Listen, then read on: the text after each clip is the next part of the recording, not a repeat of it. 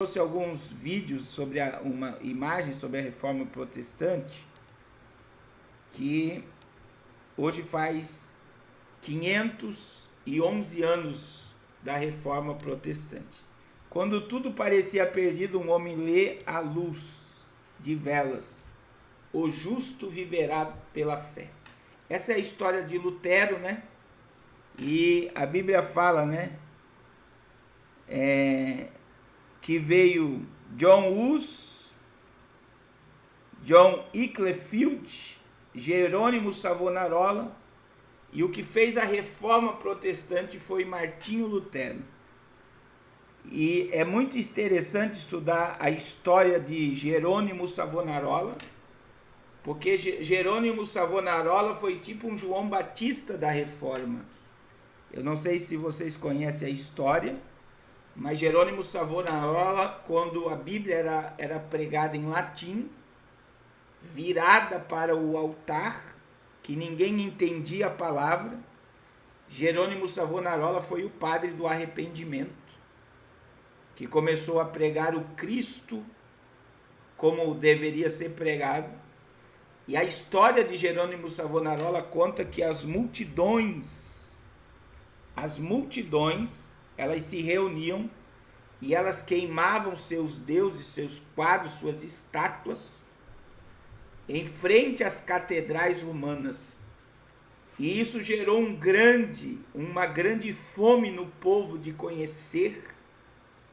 E ele é precursor de John Hus. Né? John Hus foi morto, enforcado e lançado na fogueira. E Jerônimo Savonarola também foi um grande pregador do Evangelho. São homens que você não ouve falar muito.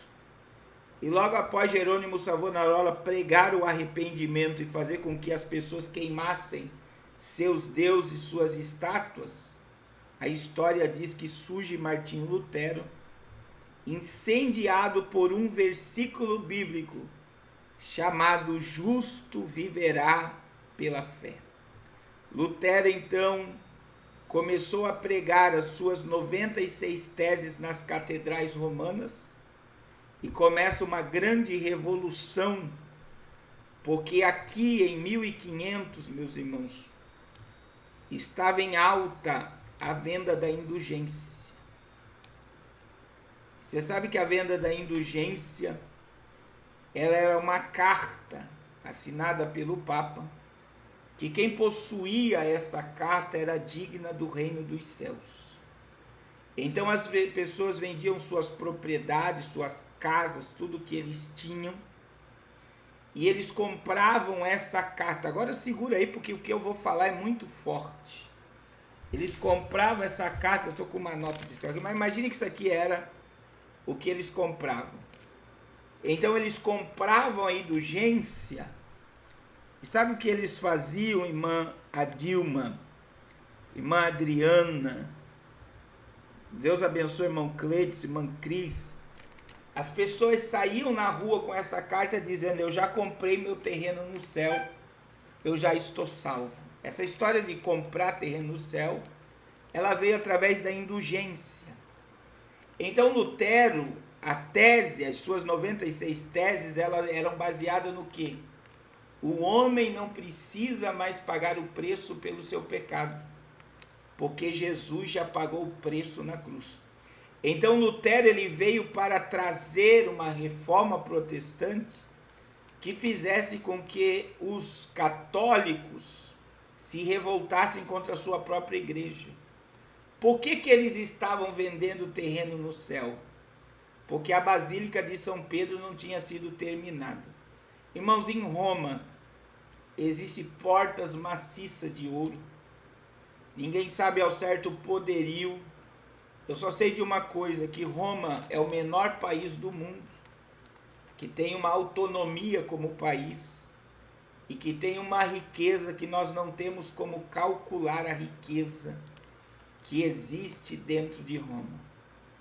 Eu quero dizer a todos vocês que é algo muito, muito de você estudar sobre a Reforma Protestante, Então, quando Lutero começou a trazer a revolução e uma sede no povo pela palavra, ele se refugiou na Alemanha.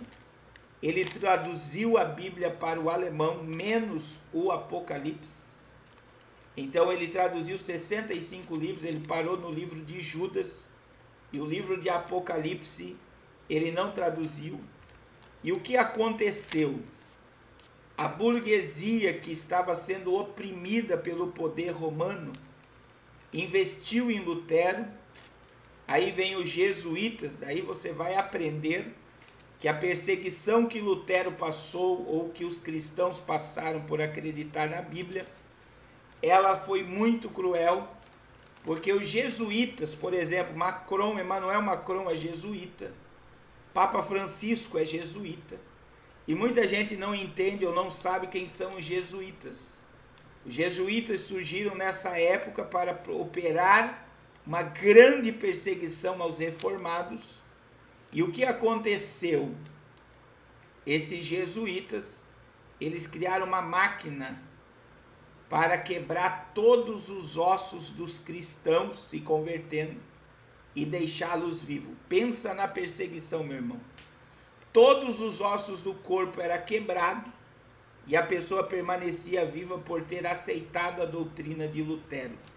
Mas o meio que estava ocorrendo o sistema religioso, a igreja cristã surgiu das cinzas após a reforma protestante. Só que existe algo que eu quero destacar aqui, que talvez você vai ficar chateado comigo, porque a reforma protestante também, Deus abençoe Manina, Deus abençoe filha do rei, a reforma protestante trouxe outra questão, que mudou o sistema religioso, né? As igrejas luteranas se transformaram em igrejas muito fortes, e muita gente olha para tudo isso de uma forma superficial, mas o sistema implantado pela burguesia, pelos burgueses, torna a igreja cristã quase semelhante à igreja romana.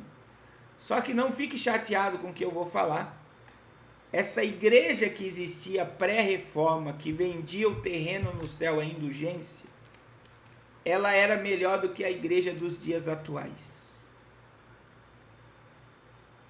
Por quê, pastor Carlos? Porque ela era melhor do que a igreja dos dias atuais. Porque pelo menos lá na reforma protestante, o povo vendia tudo que tinha porque eles queriam morar no céu. Por exemplo, nós estamos no mês da Fogueira Santa. Alguém me corrige aí se já houve a Fogueira Santa de Israel da Universal ou vai acontecer ainda. Meu irmão, a Igreja Universal na Fogueira Santa faz com que as pessoas vendam casa, carro, mobília, vestes. E elas vão e dão tudo na igreja. Mas elas não vendem tudo o que tem para ir para o céu. Elas vendem tudo o que tem porque elas querem ter uma vida próspera na terra. É em dezembro. Obrigado, irmão Bruno Lima. Elas vendem tudo o que tem porque elas querem ir para o quê? Não é para o céu. Elas vendem tudo que tem porque elas querem carro, porque elas querem casa, porque elas querem mansão, porque elas querem empresa. Deus abençoe pastor Jefferson. E o que acontece agora, nesse exato momento? Você vê que lá a igreja pré-reforma era uma igreja que as pessoas vendiam tudo que tem, porque elas compravam uma carta que dava direito elas a ir ao céu. Então, uma geração antes da reforma protestante vendia tudo que tinha porque eles queriam ir para o céu. E a igreja protestante hoje faz o povo vender tudo que tem para ganhar bens e ser próspera aqui na terra. Então, não vou dizer só a Universal, né, que é uma igreja que você vê. Eu falo da Universal porque eu já tratei assuntos. Eu tratei assuntos de uma mãe desesperada que o filho vendeu o apartamento e ia vender o carro para dar na Fogueira Santa. e ela procurou aconselhamento. E não tem como, meus irmãos, depois, se a pessoa ela dá uma oferta dessa na Igreja Universal, eles assinam uma procuração, dando a casa, dando carro, dando moto, dando bens, e ninguém pode tirar. Por quê? Porque a pessoa assinou que ela está passando toda a sua autonomia sobre a casa, sobre a moto, sobre o carro, sobre os bens, para a igreja. E eu vou repetir agora. A igreja dos dias pré-reforma vendiam tudo que tinham porque queriam ir para o céu. E hoje as pessoas, elas vendem tudo que têm porque elas não querem um pedacinho do céu. Elas querem prosperar aqui na terra e elas não querem viver uma vida conforme a verdade da palavra de Deus. Irmãos, a cada dia que passa, e eu estava falando que eu estava feliz hoje, né? Olha aí, palavras. A Bíblia não é antiga nem moderna, ela é eterna. E a Reforma Protestante trouxe então toda essa reforma. Aí nós temos grandes homens como John Wesley, Moody, Finney. Eu gosto muito de estudar sobre a história de Conde de Zinzendorf, que foi um homem que acolheu cristãos perseguidos. A história de Moody, que ganhou mais de 1 milhão de almas para Jesus. A história de Finney, que ganhou 500 mil almas para Cristo. Homens como eu e você, que começaram a pregar e a inflamar. Aí vem John Wesley, que é conhecido como Tição tirado do fogo, e não porque ele era simplesmente um pregador avivalista, mas porque ele foi tirado do fogo. A casa de John Wesley foi incendiada e ele foi retirado do meio do fogo. É por isso que ele é conhecido como Tição tirado do fogo. Mas John Wesley trouxe uma revolução gigantesca para o evangelho. E aí, em 1890, começou um grande avivamento na América, conhecido como o avivamento da Rua Azusa. E esse avivamento que trouxe o Pentecoste para o Brasil, através, dos jovens suecos, Daniel Berg e Gunnar Wingre, que são então os fundadores, segundo as pesquisas, da maior igreja do mundo hoje, chamada Assembleia de Deus. E o intuito foi o batismo com o Espírito Santo, que é aquela velha questão que a quadrangular copiou dos pentecostais. Jesus salva, Jesus cura, Jesus batiza com o Espírito Santo e leva para o céu. Então todo esse avivamento gerado na Rua Azusa é outra coisa que eu convido você a estudar. Se você nunca estudou sobre o avivamento da Rua Azusa, foi um avivamento que durou teve cultos na Rua Azusa, que demorou 7 dias para terminar. E quando eu digo aqui 7 dias, era 7 dias mesmo, meu irmão, de as pessoas entrar e sair, pessoas sendo curadas, pessoas ressuscitando, demônios saindo do corpo, e o poder de Deus se manifestando por 7 dias. Hoje, na mesma denominação Assembleia de Deus, se o pregador passar 10 minutos do horário, o povo é capaz de pegar a Bíblia e ir embora, porque não tem mais o mesmo fervor. Deus abençoe a irmã Helena Sena. Não tem o mesmo afinco, o mesmo desejo de ficar na presença de Deus. Hoje, nós estamos passando por uma igreja que eu chamo da igreja pós-moderna, que é uma igreja que ama mais o mundo do que a Deus. 2 coisas me chamaram a atenção hoje aqui na Bahia. Uma foi os muçulmanos que me abordaram sobre a volta de Jesus, e a segunda foi que um grupo de jovens estavam fazendo um evangelismo, e eu cheguei perto, falei com o pastor, o líder dos jovens, falei, vamos fazer um trabalho junto então, porque eu vou pregar o evangelho aqui, vocês podem adorar a Deus. E o pastor não quis fazer conforme eu falei, e de repente chegou um grupo de rap lá, e todos os jovens da igreja se infiltraram com aquele grupo lá, e o pastor então deu mais voz ao grupo de rap, de dança, do que a palavra de Deus.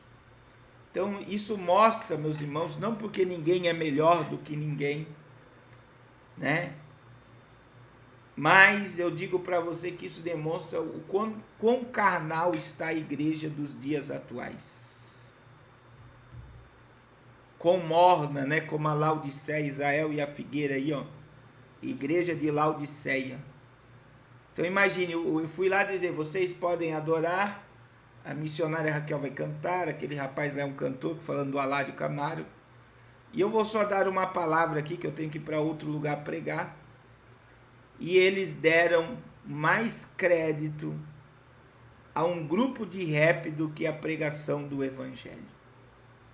Então a igreja hoje, né, como nós anunciamos essa semana, a igreja Fonte da Vida de Goiânia vai ter o primeiro culto para cachorro, que é o primeiro culto pet aí sendo divulgado, com até o tamanho do cachorro que pode entrar. Olha o nível. Olha o nível que eles chegaram, que vai ter culto para cachorro agora no Brasil. Então é um nível de apostasia sem precedente. Eles estão rejeitando Jesus e estão inventando coisas para atrair pessoas para dentro dos templos. Esse é um momento de muita apostasia. Quando eu falei na live essa semana, teve um irmão que falou que quem vai pregar no culto pet vai ser um pastor alemão. Achei interessante a fala, né? Vai ser um pastor alemão.